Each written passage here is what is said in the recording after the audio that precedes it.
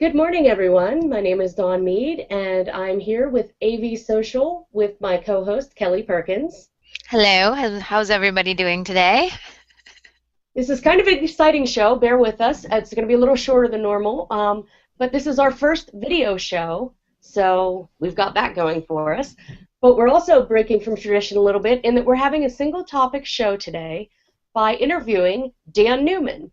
And Dan is a member of the AV industry who has gone on to become something of a famous talking head, writer, thinker, doer, man of all trades, and social guru.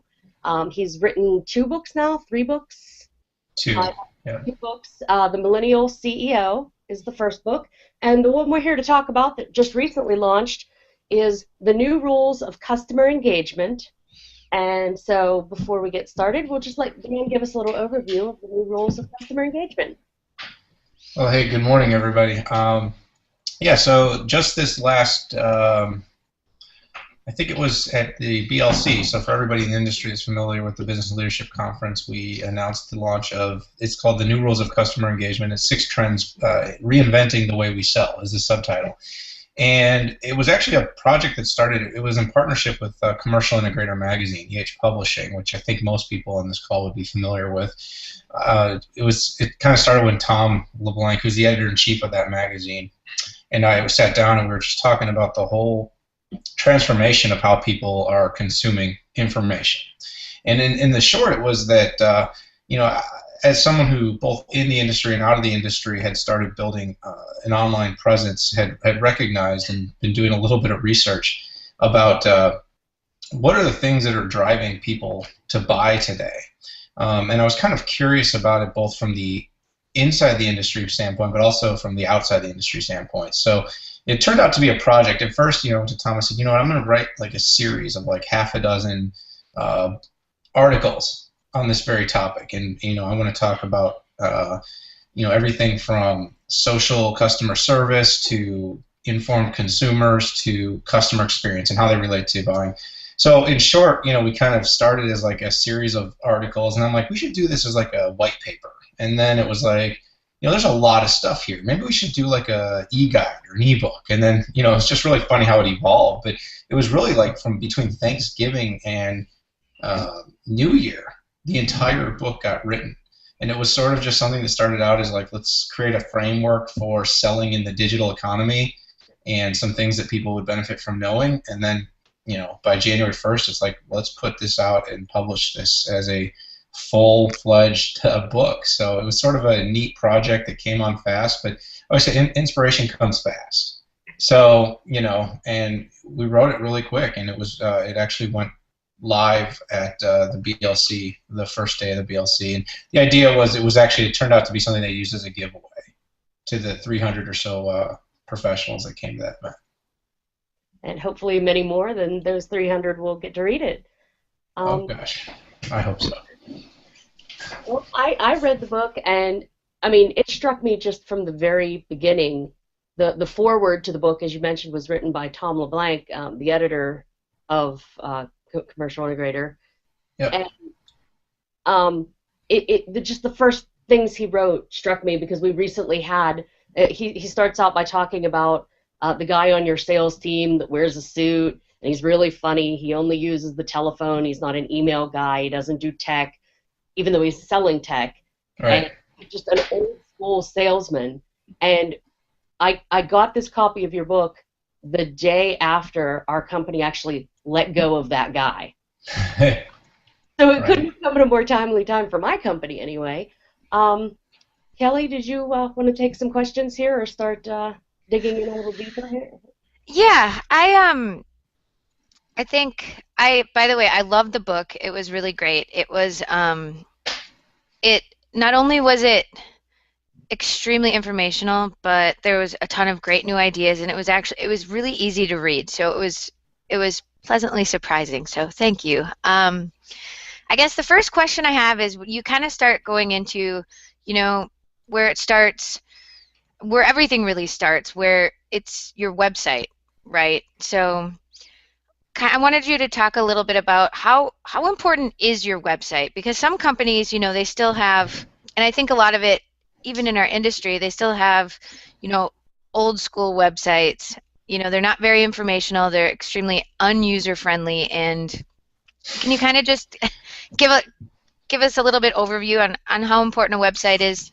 Or Yeah, I'll resist my urge to make this like a 5-minute pitch for my company, but yeah, you know, what sort of started this all is that it's funny because this book became really relevant to this industry. But when I wrote it, you know, as I wrote it, I said this really isn't a industry specific topic. It's really pretty universal. You know, my world is tech, but I mean any company that's selling tech or really selling B2B. And you know, and I talk about this, and then I'll jump into the website. But you know, I have a whole section about how B2B is going to die, and I'll kind of go away from why that is, but that our entire experience set is based on everything, every customer experience we have in our lives. So in terms of the importance of a website, you know, it just kind of shocks me in this day and age. I say, you know, what is the first thing that anybody does when they want to start buying something?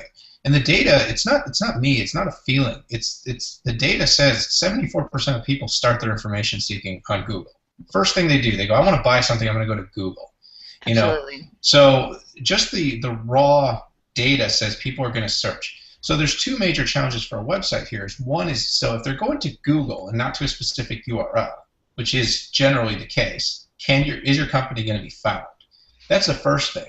And you know, so when I talk about, you know, being the provider of information, you know, you have to be creating, indexing lots and lots of useful, I call it utility or utilitous type of information that a company could benefit from to help two things. One is help you be found when they search, and two, when they get to your page, that they actually find it useful.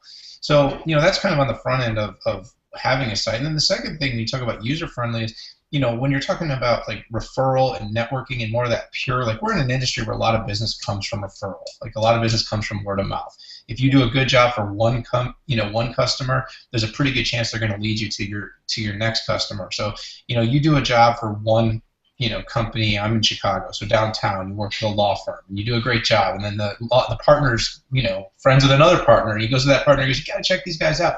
What do you think the first thing that guy's going to do? He's not going to just jump on the phone and call you. The first thing he's going to do is he's going to hand your card to like his CTO or something and be like, I heard these guys are good. CTO is going to go to your website, right?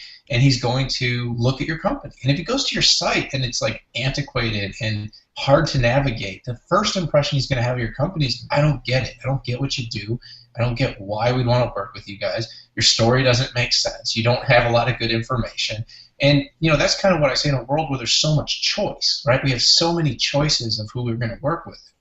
People are going to, you know, yes, that referral helps that initial trust, but if they get to your site, if they come and find you and you don't impress them, you're putting yourself behind from the very beginning. So what I keep talking about is companies need to use the web as basically like their front line. It is their first sales call now. And I just think a lot of companies have just not recognized that, or maybe they just don't know what to do. So they do nothing, which is one of the biggest risks, I think, in any industry. Yeah, definitely. And I think, yeah. And I think you're right. I think a lot, maybe people just don't know, or they don't realize how important it is. Yeah, and probably not what to do. I mean, there is some structural things, like of what to do to be found, you know. And there's a lot of web designers, and I don't want this to be like, oh, you know, I'm not a web designer, and I'm not, you know, SEO isn't even like a top thing I focus on for clients.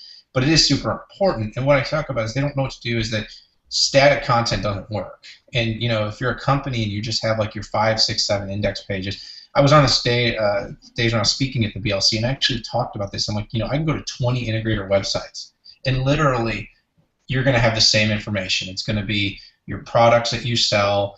It's going to be like a brief history of your company. It's going to be the manufacturer partners, and you know, if maybe it'll have like 2 or 3 testimonial or case studies that 2 of the 3 you did like 10 years ago, and you know, a contact page. And I said, you know, what happens if you're a consumer, if you're a potential customer or buyer, you're going to go to 10 websites, and you're not going to be able to demarc between one company and another. So you've done nothing to set yourself apart. And that's why I always talk about, you know, these integrators, you know, using you know, content marketing, whether it's, you know, blogging, whether it's writing articles, white papers, you know, advanced case studies, and then obviously properly indexing them on their pages so they can be found. Well, I can't believe that of those statistics you have in your book, the 7 of the top 8 factors driving SEO are social. Yeah, Like that's yeah, huge. yeah. It's crazy. And it's funny because I work with a lot of the top integrators in the industry, as well as some of the top trade associations are my clients. And when I tell them these things, they seem pretty shocked about it. Because my favorite one is, here we are on a Google Hangout, right? Is that when I tell them to use Google Plus, most of them are like, why? And I've been telling. I mean, I was actually one of my clients is one of the largest tech companies in the world, and I won't say their name because I'm under NDA. But put it this way: think of the biggest tech companies and we're still arguing about whether to use Facebook or Google Plus, and meaning that they put a lot of energy into Facebook.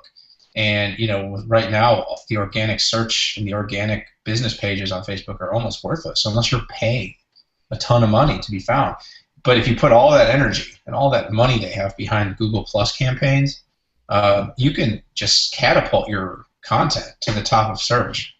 And if you want to, if you ever want to test it, like look at a company like Kelly, your day company at Vadio, right? You guys probably have like what, a couple hundred employees. I don't know your numbers, but say, what do you have, 100 employees? Yeah, about 100. Okay, so you have 100 employees. If you guys literally wrote an article and picked a PTZ topic, the PTZ something, 360 video conferencing camera, and you said everybody at Vadio today is going to go +1 this thing. Everyone's going to go into their Google Plus. We're going to get 100 +1s today. I guarantee you would find yourself on the first page of any, anchor long tail SEO. And again, this is a little technical for the crowd, so I don't want to get into it. But the point is like you could pick it, and you could almost own that search just by getting basically getting your team to sort of assemble around a Google Plus campaign. So those are the kind of things I teach. But yeah, I mean, there's only one real traditional SEO metric that people are still really need to focus on, and that's getting the right links and knowing when not to, which is a technical thing again. So yeah, they say if you're on page 2 of Google, you might as well not even be on Google or exist. Yeah, there's actually some data points, but I think it's something like 86%, 87%. I did this in my primary research for the book. We'll click within the first 3. Right. So being on the first page isn't that good. You actually need to be like the first 3. Right. And the fact is, when Google started indexing social networks and social activity for their rankings, I kind of said a year ago at InfoComm when I taught the social class, I said, they're not going to tell you they're going to weigh their own links more, but if they're going to start putting weight to social stuff and they own a social network, do the math. Like, you have to be on G+. Even though, I mean, I'm terrible about it too. I don't use it as often as I should. However, at least we're there. The company has a presence. I have a presence, little though it is. But why would you ignore that when they're the main index that people use for looking up things? I mean, well, Google. it's because I don't think many companies in this industry have really figured out how to win search, period. And I think that's really, and again, the book was not written with the idea of being, search centric, but it wanted to make sure that people understood in the new frontier the impact of search and the impact of SEO on their business. And the point is, if they're just creating static web pages, they're never going to be found. So, Kelly started with what Kelly asked. One is you need to have a nice site, but honestly, a nice site, if no one finds you, doesn't really matter, because there's a lot of great companies that nobody finds that have great websites, and then there's companies that aren't, like, I laugh, I say like Reddit. You know what Reddit is, right? It's like the ugliest website on the planet. I mean, it might be the ugliest, but it's, like top 50 most viewed pages in the world, and it's because it's got content. And I say, so you want to be found, you got to, I kind of reference, like, forget SEO traditionally, but create content, use the keywords that you want people to be searching, and then get social, get your company social. And, when you have 30, 40, 50 employees, like a lot of integrators do, I said, you have your own ambassador team. Use them, get activated. Sometimes easier said than done. Well, and no doubt. I mean, I work with social business programs for companies big and small, and all I can say is there is ways to do it, but it takes planning, and you have to make it extremely easy. Mm-hmm. So one of the things I thought about when I was reading your book, and I've experienced this myself, and as a fan of the evolving world that is social practice, Hmm. the whole idea of being responsive immediately. We now live in a 24/7 world, and when somebody tweets something at 11:59 at night about your company, you can't wait until Monday at 9 a.m. before Yeah. you get a response, or by then your company's ruined practically. Yeah. Want to talk about that a little bit? Well, I mean, I think you're hitting on the second trend, and I basically talk about the immediacy uh, of customer service and how social is impacting the immediacy. And I don't know if I would say you're going to be ruined, but I think it all started in, like I said, in the research of doing the determining what people's expectations are. So this is where two things come into play. One is that our subset or our reference points of good customer service aren't just about other AV companies anymore. Okay, and it's kind of scientifically proven. Like, I can go have a great customer experience at Starbucks, or I can go have a great customer experience, at the movie theater or at a hotel, and then that becomes a reference point in my mind, and I start saying, okay, I can go to Starbucks, and some 20-year-old barista can rock my world. They'll know my drink. They know how much the type of milk or soy or sugar I want in it, and they can get me out the door in 2 minutes every day.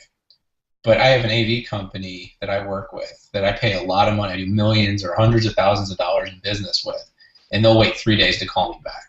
And that's where I talk about, peer-to-peer.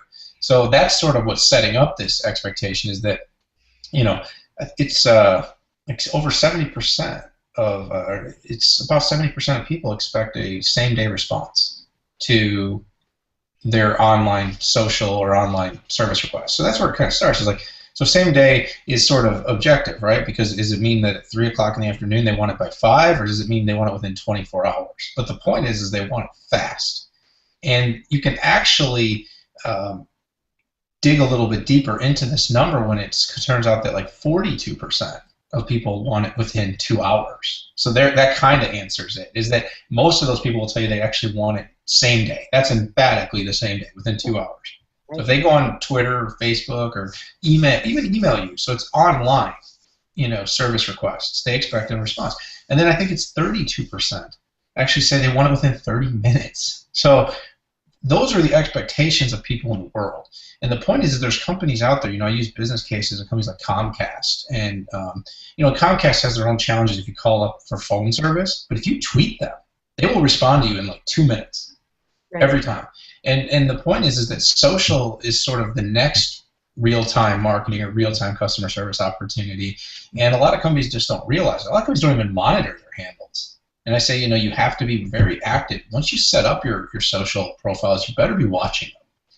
And then on top of that, if you really want to be a great customer service company, you need to give people channels to get responses quickly, because that's what they're expecting. That's what the world is kind of creating for them. We want everything now. We want, we're not willing to wait for anything at all. Amazon has changed. I mean, that's why they're building drones. They want to be able to deliver us stuff in 10 minutes because we can't wait to get our stuff for 2 days. Right.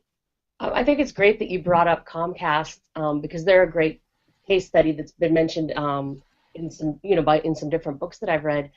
But they prove the case that you don't have to necessarily physically be on site fixing the product within 30 minutes. I mean, people would love that. But reality, in Chicago's traffic and DC's traffic, my God, you can't get out the front door in 30 minutes. Yeah. As long as you respond to your customer and let them know you feel their pain, you hear them, and you're working on it, a lot of times that'll diffuse the situation. And I think it was the Twitter handle Comcast Cares that came out and started doing that, they couldn't come out for 2 days just because of the availability of their crews, but just by responding immediately, you go from fiery rage, Comcast is the devil, to, yeah, okay, they're going to take care of me, and that's a good thing. So. Yeah, I think that's the starting point. I mean, I do think the expectations of some sort of resolve is still growing, and I still think people want to resolve faster, but we're in a truck roll industry, and we can't always roll a truck. And we're also in an industry, and having run companies in this industry, I can tell you that getting back to people quickly, we're one of those groups that wants to have everything figured out. I found that about kind of the AV integrator as a whole. Like, we want to have the answer before we call somebody. So we would rather wait 2 days and make sure we've had 6 meetings and talk to the manufacturer that's having a product problem, and talk to the lead engineer and the programmer, and and then we want to call them back with a 100% resolution. And I think what you're kind of saying is right. Is you're always better off at least putting a little water on the fire. Doesn't mean the fire's going out, but it means that you sort of dampened it.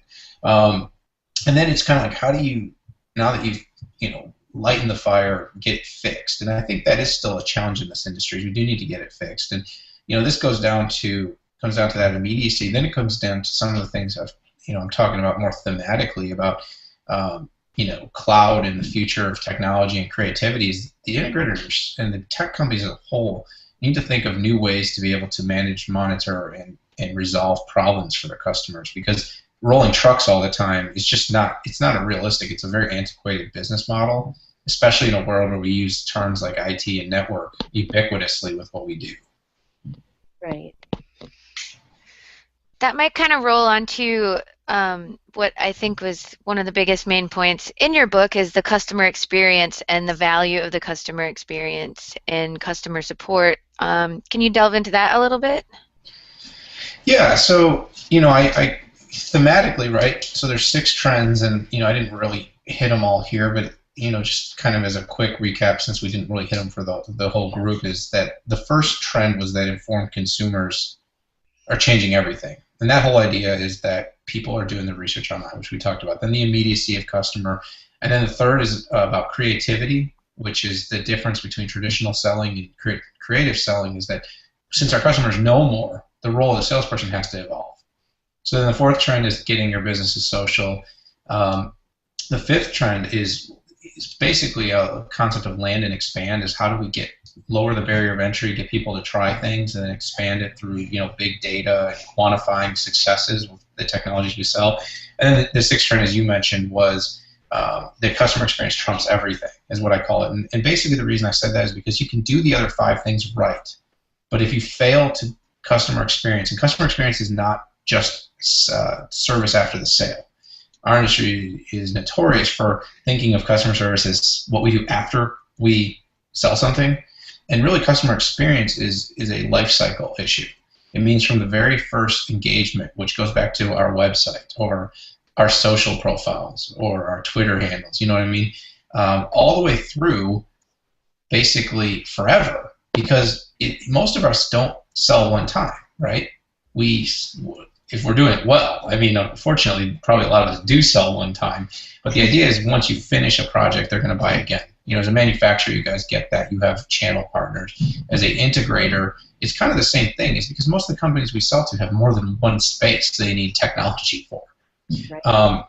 So the idea is you have to really care for that relationship all the way through. And some of the data points are just staggering for how much companies sort of miss this. I have a theory I call customer swapping, and the whole idea is that every year integrators will basically let so many customers go. They won't go the extra mile to take care of them, and then what they do is like, it's not a big deal because we got this new customer, so we're going to go chase this new customer.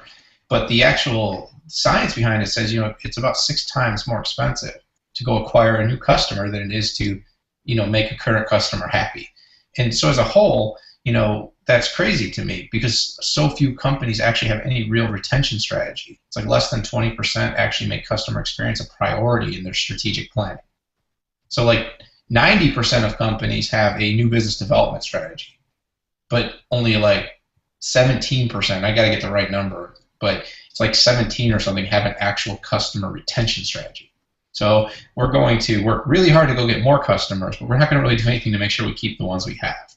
And knowing that really most of the time we only sell a small portion of our portfolio, right? The average integrator sells 500, 600, 700 different manufactured products and a whole plethora of different services. So if you think about it, we've maybe sold a dozen of whatever our entire portfolio is in that first sale. Well, you're like 75 to 80% more likely to sell something else to a customer you already have than to a brand new customer, meaning that that whole relationship, now you have to start it over from scratch. You got to build it up from the bottom, and you got to sell more. Or you could work with the customer you already have, maybe go that extra mile, do a little bit more, make sure you keep them happy, and then sell them more things. So, what I'm really kind of saying here is that customers have to find a way, or integrators have to find a way to keep the customers they have. The only way you synergistically grow your business is not by swapping out customers, but it's by actually adding new ones. And that's probably a big part of the flaw of a lot of integrators in our industry, is why they don't grow.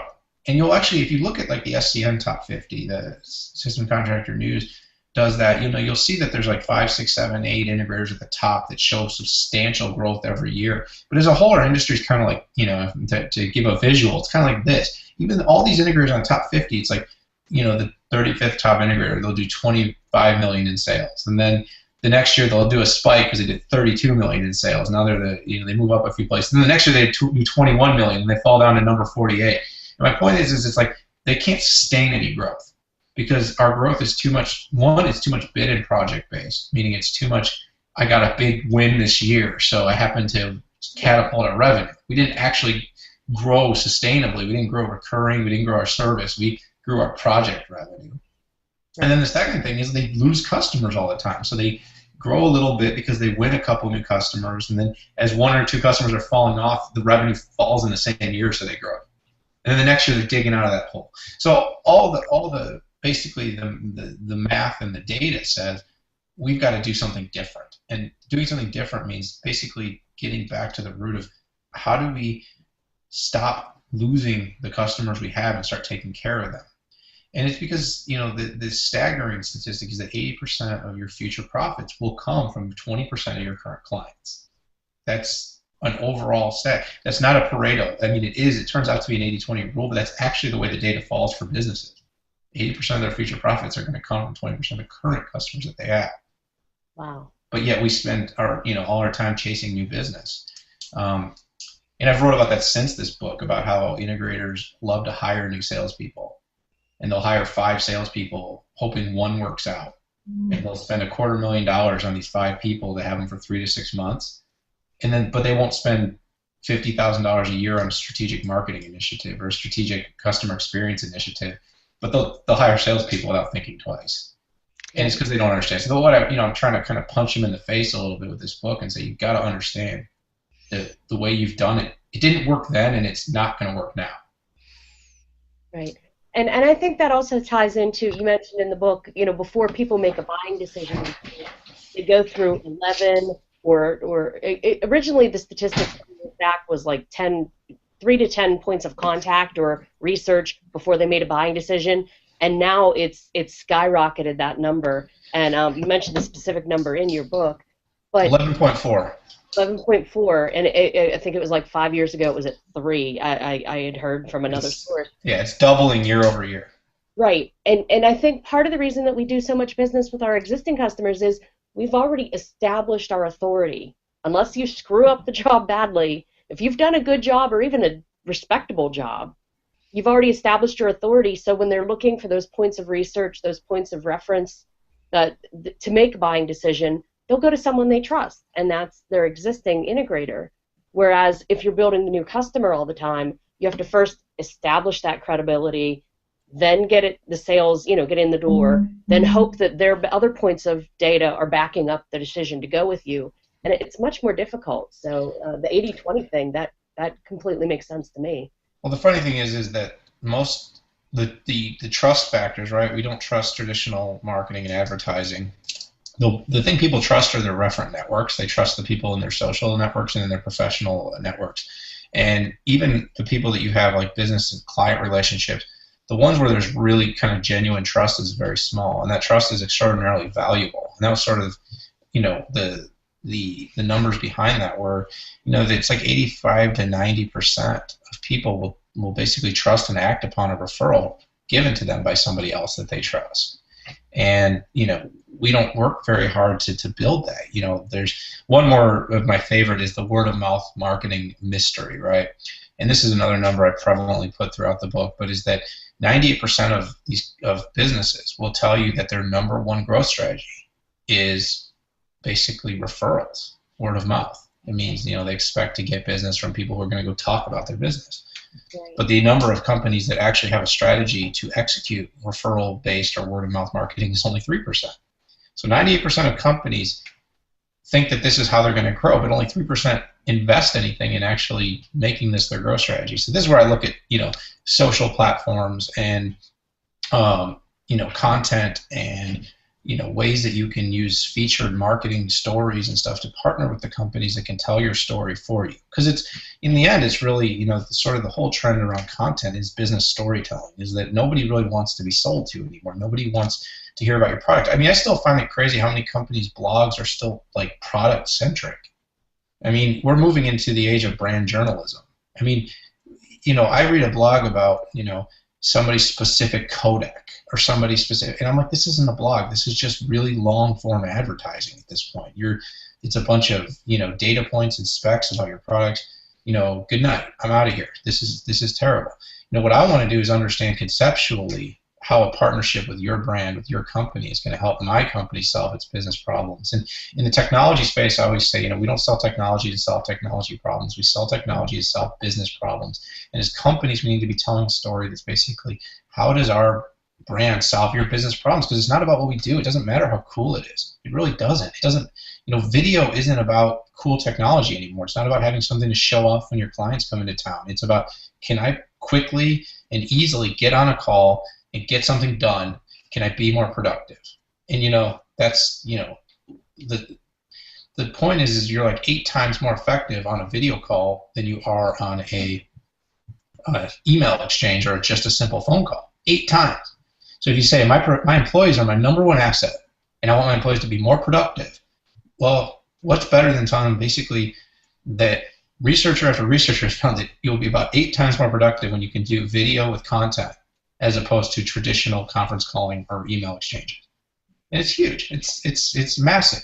Wouldn't you spend money on that? I mean, and that goes back to the whole, how do you get a customer to spend money in a world of data, big data. And I use the word big data, and it's probably a theme that most people in the AV industry don't really understand.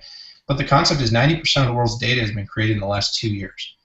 And there's structured data, which is all the stuff that you can pull out of Excel and spreadsheets and your CRM systems and ERP systems. And then there's the unstructured data, which is all the blogs and the infographics and the stories and articles and stuff that's online that have relevant information. And the point is most companies have no idea how to even get started with this kind of concept. But big companies, the companies that a lot of integrators serve, do.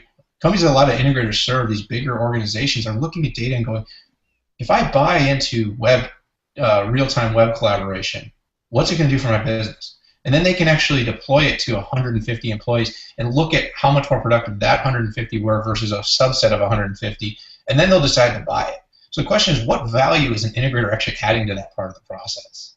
Right. Do they really need you? Because if you're not actually helping them to sort of get that adoption growth and show them the data points, then they'll find somebody that is. And that also kind of bleeds right into the competition that we face against larger IT type VARs and companies that have more of those metrics and resources. So a little bit of a divergence from pure social with this topic, but these data points and stuff are going to have a massive impact on all these other things, including our social and content efforts. Well, I like in the book how you kind of say, and we say it here at Vadio a lot, just in trying to get our marketing ideas and messaging around, but it's no longer about the black box. It's about the solution and the value that your company brings to your customer or your business. You're not just selling the technology anymore or a black box or an appliance. You're actually selling a whole solution and you're solving problems. And I think that really resonates, and it's a hard concept in this industry. And I haven't been in the industry, for 20 years plus, but it seems like a lot of people are still kind of stuck in the selling technology and selling the black boxes as opposed to selling the solutions. I think, Kelly, what you're basically explaining is it's like the psychology of change. They don't want to change. So the people that have been in the industry a long time don't really aspire to do anything different. And that's why, a lot of them, there's going to be a lot of trouble because, it's been found that very rarely can the traditional hardware-based salesperson make the transition to a software service cloud type of model. And these companies are going to have to start looking at deploying and making services available, because the boxes themselves are going to continue to erode, the margins are going to continue to erode, and services are going to continue to have to be a bigger part.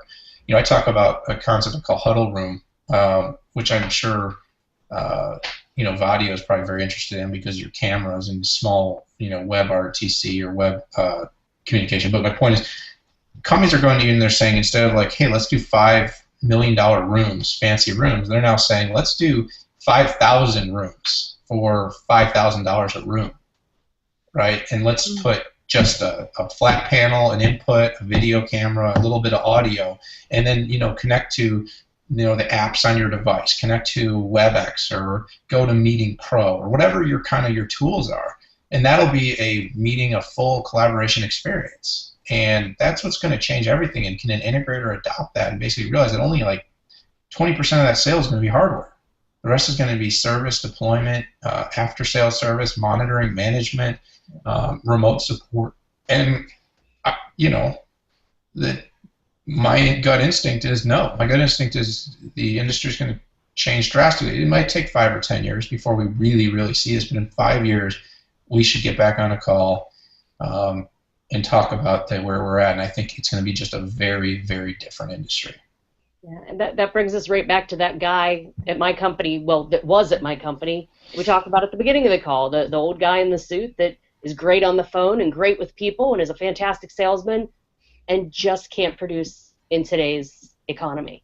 And that's kind of where we're going. And yeah, so and it's going to be sales, and I challenge the fact, and I'll have a lot of salespeople that'll hate me, but I say my book is actually the unsales sales book, and I call the death of the sales pro, and I think I call it the end of the sales professional in the book, but when I actually shared that post publicly, I called it the death of the sales pro, and that was sort of the reference to the Willy Loman. If you remember Death of the Salesman, is that we're in another one of those ages. We're back to that Willy Loman stage of sales transformation, and now we're doing it in a new era. And I think the future, your web and your content and your story online and your service and your customer experience are going to really be your frontline sales. And then I think really it comes down to your data visualization, and the way people socially interact with their clients is going to be how they're going to sustain